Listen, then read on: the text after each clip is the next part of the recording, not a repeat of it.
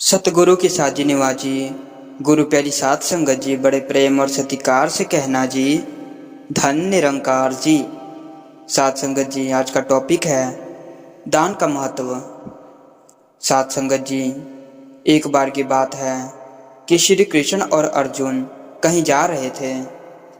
रास्ते में अर्जुन ने श्री कृष्ण से पूछा कि प्रभु, एक जिज्ञासा है मेरे मन में, अगर आज्ञा हो तो पूछूं। साध संगत जी, श्री कृष्ण ने कहा, अर्जुन, तुम मुझसे बिना किसी हिचक कुछ भी पूछ सकते हो। साध संगत जी, तब अर्जुन ने कहा कि मुझे आज तक यह बात समझ नहीं आई कि दान तो मैं बहुत करता हूँ, परंतु सभी लोग करण को ही सबसे बड़ा दानी क्यों कहते हैं। साध संगत जी, यह प्रश्न सुन के श्री कृष्ण मुस्कुराए और बोले कि आज मैं तुम्हारी यह जिज्ञासा अवश्य शांत करूंगा। साध संगत जी, श्री कृष्ण ने पास में ही स्थित दो पहाड़ियों को सोने का बना दिया। इसके बाद वह अर्जुन से बोले कि हे अर्जुन, इन दोनों सोने की पहाड़ियों को तुम आसपास के गांव वालों को बांट दो। साध संगत जी, अर्जुन प्रभु से आज्ञा लेकर तुरंत ही यह काम करने के लिए चल दिया। उसने सभी गांव वालों को बुलाया। उसने कहा कि वह लोग पंक्तियां बना लें, अब मैं आपको सोना बांटूंगा, और सोना बांटना शुरू कर दिया। गांव वालों ने अर्जुन की खूब जय जयकार करनी शुरू कर दी। अर्जुन सोना पहाड़ी से तोड़ते गए और गांव वालों को देते गए। लगातार 2 दिनों और 2 रात तक अर्जुन सोना बांटते रहे। उनमें अब अहंकार आ चुका था। गांव के लोग वापस आ गए और दोबारा लाइन में लगने लगे। साध संगत जी, इतने समय पश्चात अर्जुन काफी थक गए थे। जिन सोने की पहाड़ियों से अर्जुन सोना तोड़ रहे थे, उन दोनों पहाड़ियों के आकार में जरा सा भी कमी नहीं आई थी। साध संगत जी, उन्होंने श्री कृष्ण जी से कहा कि अब मुझसे यह काम और ना हो सकेगा, मुझे थोड़ा विश्राम चाहिए। साध संगत जी, प्रभु ने कहा कि ठीक है, तुम अब विश्राम करो, और उन्होंने करण बुला लिया। साध संगत जी, उन्होंने करण से कहा कि इन दोनों पहाड़ियों का सोना इन गांव वालों में बांट दो। करण तुरंत सोना बांटने चल दिए। साध संगत जी, उन्होंने गांव वालों को बुलाया और उनसे कहा, यह सोना आप लोगों का है, जिनको जितना सोना चाहिए वह यहाँ से ले जाए। ऐसा कहकर करण वहां से चले गए। साध संगत जी, यह देखकर अर्जुन ने कहा कि ऐसे करने का विचार मेरे मन में क्यों नहीं आया।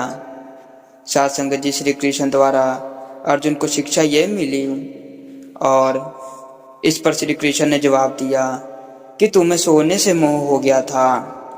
तुम खुद यह निर्णय कर रहे थे कि किस गांव वालों को कितनी जरूरत है, उतना ही सोना तुम पहाड़ी में से खोद कर उन्हें दे रहे थे।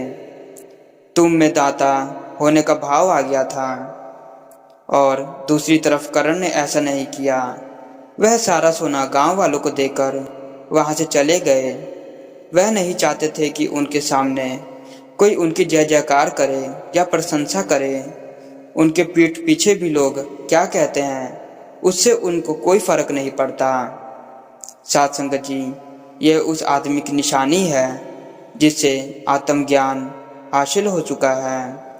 साध संगत जी, इस तरह श्री कृष्ण ने खूबसूरत तरीके से अर्जुन के प्रश्न का उत्तर दिया। अर्जुन को भी अब अपने प्रश्न का उत्तर मिल चुका था। साध संगत जी, दास के कहने का भाव ये है, दान देने के बदले में धन्यवाद या बधाई की उम्मीद करना भी उपहार नहीं, सौदा कहलाता है। साध संगत जी, यदि हम किसी को कुछ दान या सहयोग करना चाहते हैं, तो हमें यह बिना किसी उम्मीद या आशा के करना चाहिए, ताकि यह हमारा सत्कर्म हो, ना कि हमारा अहंकार।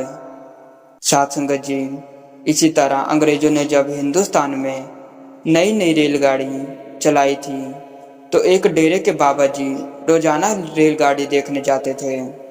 एक दिन डेरे के सेवादार ने पूछ लिया कि आप रोज ट्रेन देखने क्यों जाते हैं। बाबा जी ने जवाब दिया कि मुझे रेलगाड़ी के इंजन से प्यार हो गया है। सेवादारों ने पूछा, प्यार क्यों हो गया है? बाबा जी बोले, इसकी कुछ खास वजह है। पहली वजह तो यह है कि ट्रेन का इंजन अपनी मंजिल पर पहुंचकर ही रुकती है। और दूसरी वजह यह है कि इंजन अपने हर डिब्बे को साथ लेकर चलता है।